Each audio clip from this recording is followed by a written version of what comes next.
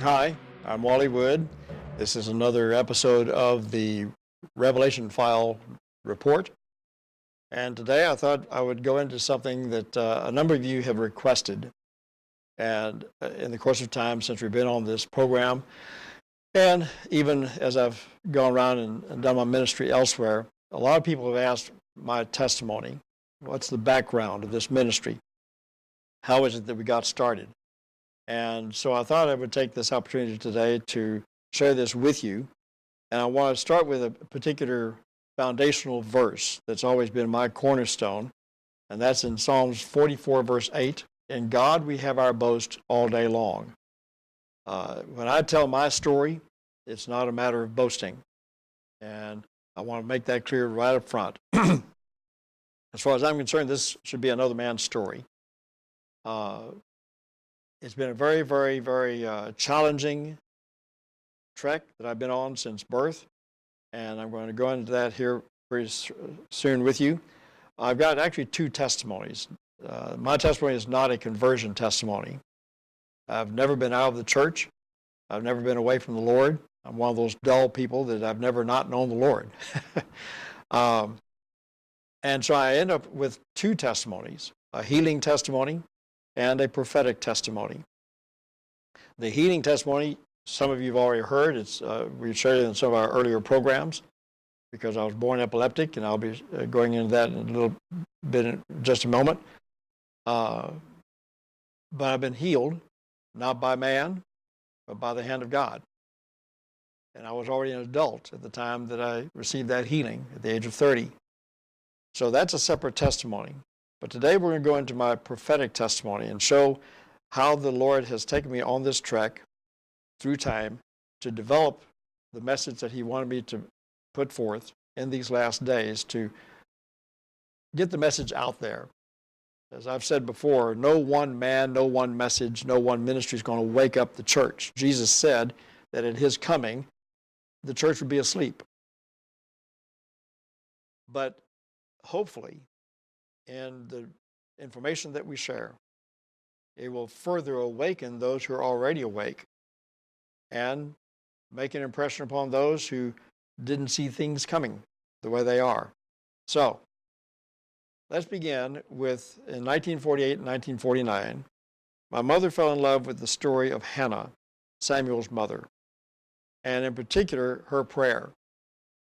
When she prayed in 1 Samuel 1, verse 11, and she vowed a vow and said, O Lord of hosts, if you will indeed look on the affliction of your handmaid, and remember me, and not forget your handmaid, but will give unto your handmaid a man-child, then I will give him unto the Lord all the days of his life. My mother lost her first child before birth. And so she was told by the doctors that she would never have children again. But she wanted children. So did my dad. And so when it came around to her being pregnant with me, she prayed this prayer to the Lord. This became her personal prayer before the Lord. When she was 9 months pregnant with me, she required that her pastor baptize her for the sake of the unborn child. And this was the reason, as in Hannah's prayer, I would dedicate him to the rest of his life in service to you. And that's my testimony. I have never been away from the Lord. Am I perfect? Nope. But the point is, I never had to come back to the Lord as a result of a life of sin. And I believe it had to do with my mother's prayer of vow before the Lord. So, I was born in the Houston, Texas Medical Center here in Houston at Herman Hospital in December 1949. And shortly after being born, I became a semi-resident at Texas Children's Hospital in 1950. Dr. Billy Burtner was the founder of the Texas Medical Center, and my mother was his surgical nurse. He was an OB-GYN, and she was his right-hand gal when it came to being at his side in surgery and things of this nature. My doctors were the founders of the Texas Medical Center. who broke ground on it. They were my playmates, if you will. On October 10th, 1956, my granddad sent a letter to my father. This was in the pre-internet days when people sent letters on paper. And in this particular letter, he makes reference to his oldest grandson, me, in which he says, and I quote, "Our Lord will certainly protect him from danger, for it is my hope and prayer that he will grow up in our Lord and become a minister of his gospel, for by the time he is of my age, the end of the world will come. And those who do not love the Lord enough to give their lives for him will be lost through the terrible action of Satan, when he will take charge of the world for 3.5 years before our Lord and Savior takes it over." That's what my granddad wrote to my father concerning me. I was already in my 20s and 30s when my mother introduced me to this letter, already ordained as a minister. Did not know that this letter existed until she presented it to me in the 70s and 80s. In 1958, my dad sat us down after we went to church and began to read to us out of the book of Revelation, especially Revelation 13. And we sat down as a family in the living room, and he began to read this particular chapter to us and explain it to us. And I was so impressed with what this particular chapter had to say that I went to my bedroom and prayed a prayer at the age of 8. And my prayer was this: "Lord, teach me about the Antichrist and cause me to understand how the world will one day worship a man as a god." I wasn't aware at the time that Philippians 2:13 says, "For it's God who is at work within you, both to will and to do his good pleasure." That God is the author of your prayers. And so here I am at the age of 8, praying this prayer to the Lord that he'd teach me about the Antichrist, never knowing what that would mean in my future, but it helped set the stage for what followed. In 1969, 10 years later, I'm graduating from high school, and this small article appeared in the Houston Chronicle, June 26, 1969. "RA all the way, Army numbers have gone away." Dad saw this, and he called us into the living room again and began to read this article to us. And we cut it out, and I've carried a copy of it ever since. But please note, this was the end of the old Army numbers, military numbers, and replaced by Social Security numbers. And it was at this point that my father told us, he said, this is the beginning of that numbering system spoken of in Revelation 13 that would come in the last days. So I wrote down Revelation 13, verses 16 through 18 in the margin of that news article. In 1972, I broke into the world of journalism, broadcast and print journalism, as a news reporter for the old Houston Tribune newspaper and as a weekend announcer on a local radio station here in Houston. And this was during the time of the Richard Nixon-George McGovern presidential campaign in the country. And this began my entrance into the world of secular news. I was already a deep student in end-time Bible prophecy at this point, and so through the Tribune and through this radio station, I was being introduced into this world, this bigger world of journalism and news reporting. It was there that I began to read some material that the Tribune gave to me into what I've called the inside manipulators, the inside controllers of our political, economic, historical system in this world, especially from the 17th century on. And I began to read this material, and while I was there at the radio station on this particular weekend in 1972, I was reading a book that had been given to me by the Tribune that gave me some deep background information into the inside manipulators. It was there that I began to experience something at the radio station. I had my Bible open on my right hand to the book of Daniel, and I had this material open on my left, and I knew at that moment that I was looking at the creation, the building of the administration of the Antichrist in years to come.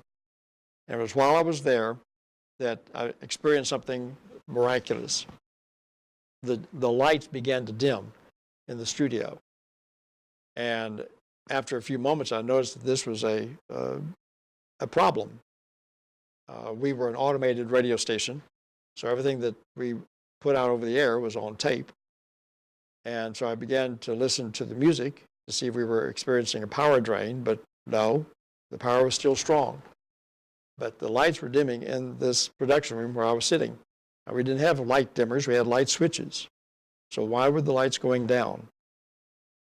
Suddenly, at a certain point, I'm sitting at the table, and this extremely bright beam of light came on out of nowhere. And I'm sitting in this brilliant beam, so bright that you can't even see your shadows. And when this beam came on, I heard an audible voice.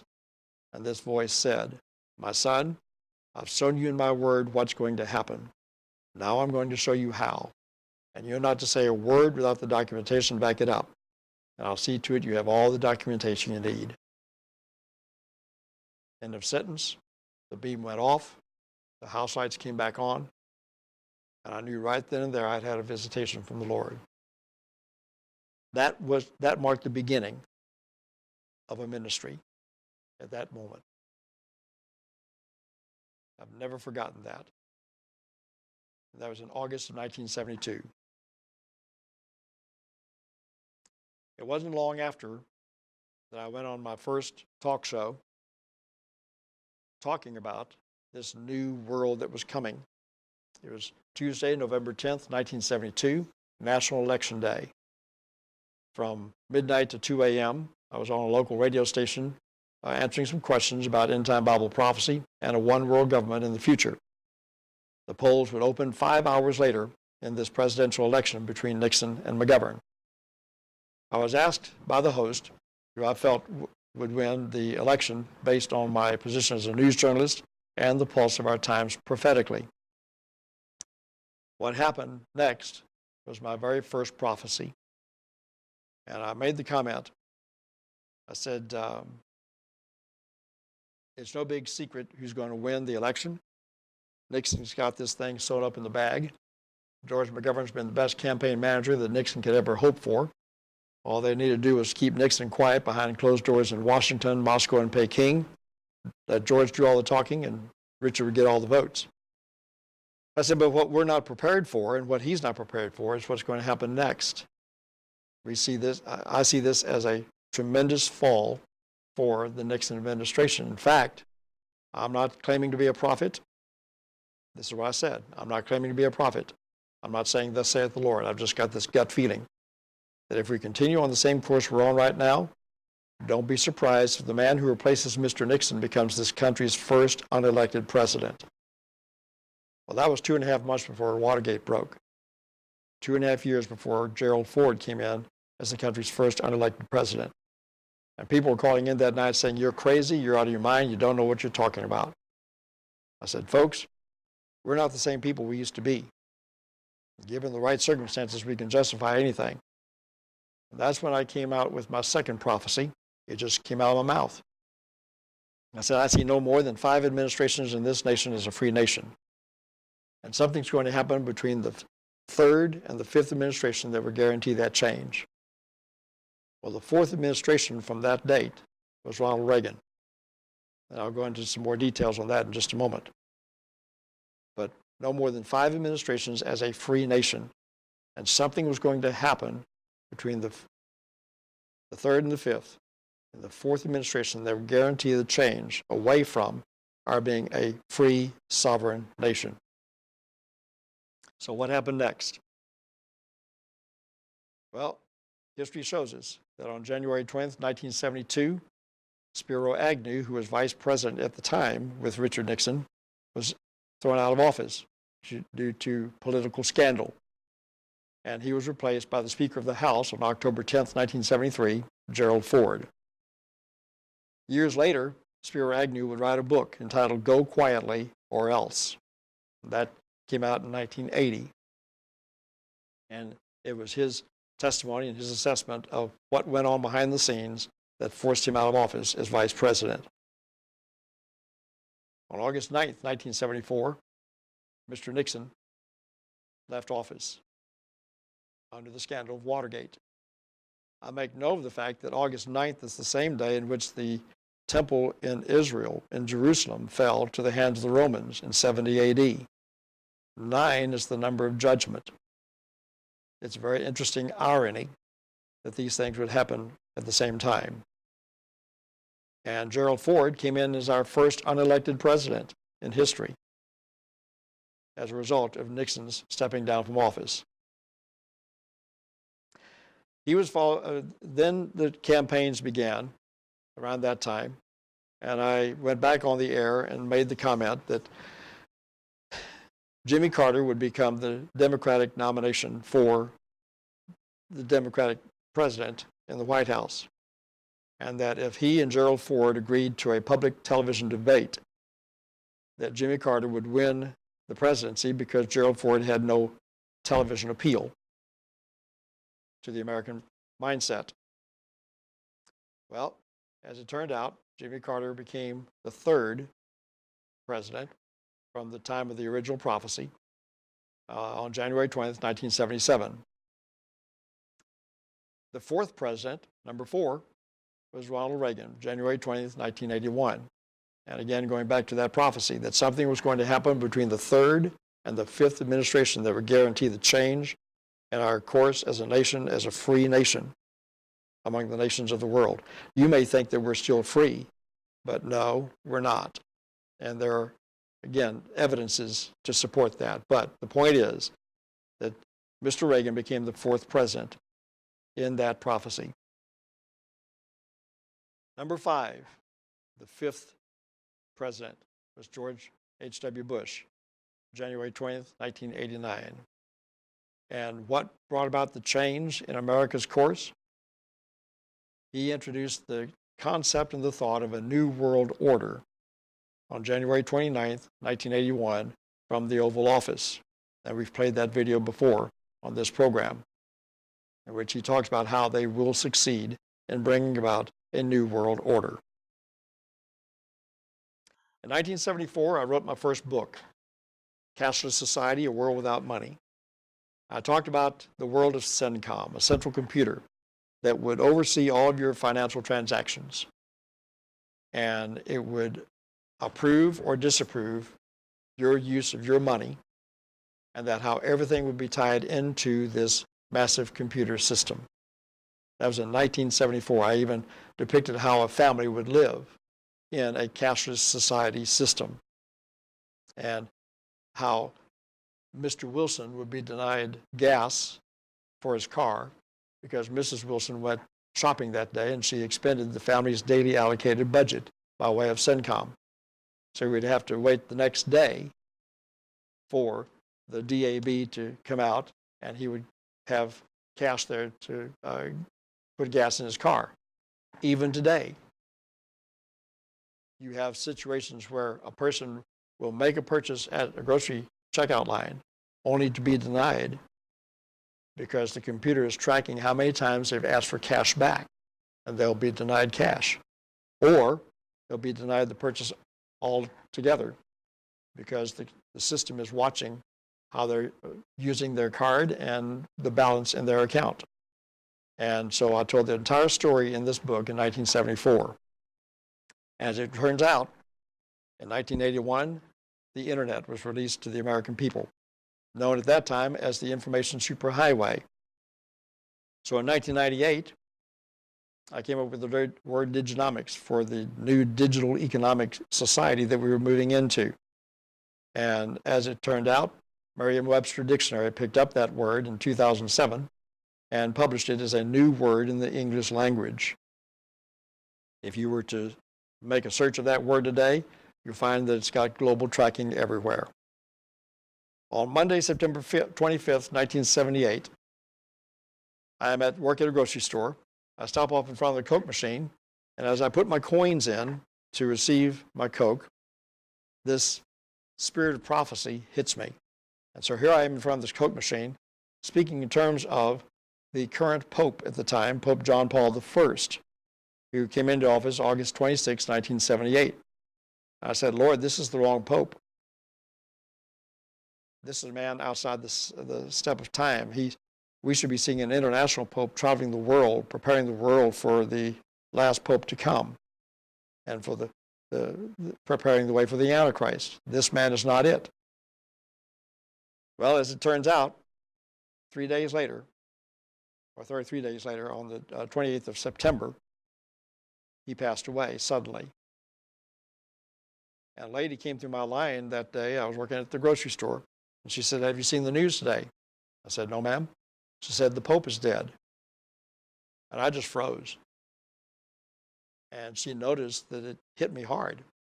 And she asked me, she said, are you all right? I said, ma'am, neither you nor I have the time for me to tell you what this means or where we go from here. Because at that moment, I heard the Spirit of the Lord say, you now have your release from this place, for I have a few more things to say through you before the end comes. And so I resigned that store shortly after that particular event. And of course, what followed Pope John Paul I, was Pope John Paul II, who came into office October 16, 1978, and he indeed became the most widely traveled pontiff in history. According to Catholic News Service at the time, his 104 trips outside Italy made Pope John Paul II by far the most widely traveled pope in history. So again, it goes back to what I said to the Lord in front of that Coke machine. We should be seeing an international pope traveling the world today. And that's exactly what we got. Sunday, March 29th, 1981, at a church in Conroe, I'm sharing what I'm giving to you now, my prophetic testimony. And this was during the time of Mr. Reagan in office. And I made, again, an unexpected prophetic statement. I said, the time is now right for there to be an open assassination attempt on the president's life, but it will fail. It's a warning shot for him to play ball with the internationalists, which he is not inclined to do. That was on March 29th, 1981. And here I show you that prophecy. The next day, Monday, March 30th, 1981, the attempt was made. While leaving a speaking engagement at the Washington Hilton Hotel in Washington, D.C., President Reagan and 3 others were shot and wounded by John Hinckley, Jr. I was helping a friend clean some apartment pools that day when we got the word. And he came rushing over, he sat me down, he says, this is what you've been talking about. I told him, I said, he's not going to die. This is not a fatal wound. It's a .22 bullet hitting on the left side, a certain rib.